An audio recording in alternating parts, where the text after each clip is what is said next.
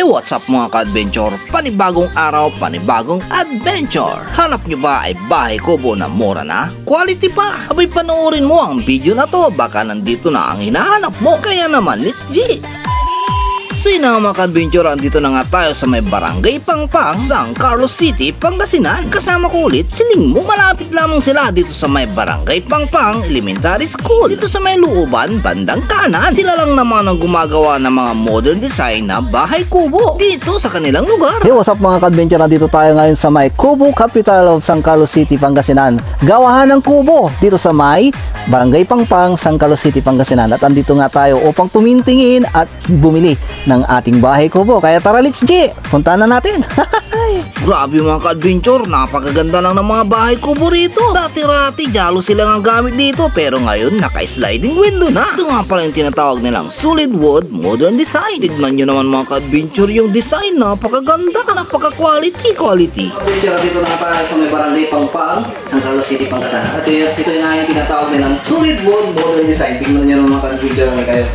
Mayroon nga siyang double deck. Pwede ka matulog sa taas hanggang sa baba.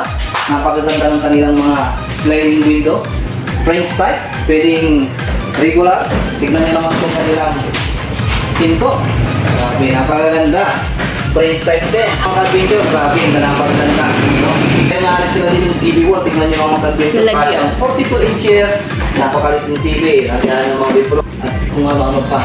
Tignan nyo naman, napakaganda mga ka-adventure. Mayroon ng kisame. Sabi, dito lang yung matatagpuan mga ka-adventure sa may Barangay Pangpang, San Carlos City, Pangasinan.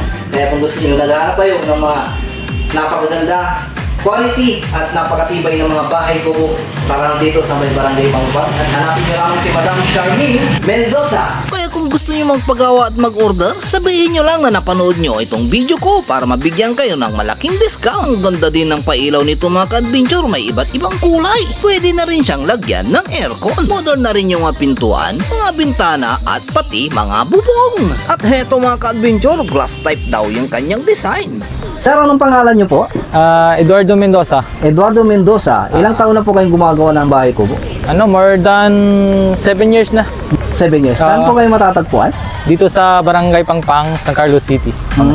Iba't ibang mga design at mga bahay kubo ang ginagawa nyo. Magkakano naman po yung presyo? Depende po yun sir sa mga size na ipapagawa nyo at design. Depende sa design at sa mga sizes ng kubo. Delivery po ba kayo, sir? Yes, free delivery kami around Pangasinan area.